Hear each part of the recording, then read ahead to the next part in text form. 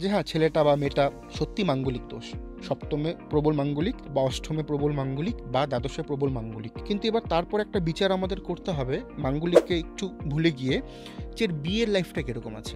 প্রত্যেকের 27 নক্ষত্র, তার নক্ষত্র কিরকম রয়েছে, কোন নক্ষত্রে সেই জাতক বা জাতিকার জন্ম, তার দ্বিতীয় ভাব কতটা ভালো। সপ্তম ভাব মানে পার্টনার, হাজব্যান্ড হলে ওয়াইফ, ওয়াইফ হলে হাজব্যান্ড। আর হচ্ছে একাদশ বা বিয়ের সাফল্যের জায়গাটা থাকবে, তো সেটা হচ্ছে একাদশ ভাব। দেখা যায় অনেক চার্টে যে প্রবল মাঙ্গলিক কিন্তু নক্ষত্র স্ট্রং পেলো, দ্বিতীয় ভাব স্ট্রং পেলো, সপ্তম ভাব স্ট্রং পেলো, একাদশ ভাব স্ট্রং পেলো বা অ্যাভারেজ পেলো, খুব সুন্দর ম্যারিড লাইফ হয়।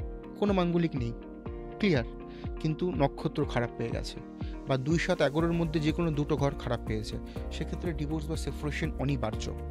তার কারণটা হচ্ছে গাছের সাথে বিয়ে, বা একজন মহিলার যে বিয়ের যোগ্য বা যোগ্যা, তার কি করে ভগবানের সাথে বিয়ে হতে পারে, এটা প্রশ্ন নিজেকে করা উচিত। তো এই সমস্ত কিছু এক প্রকারের ব্যবসা।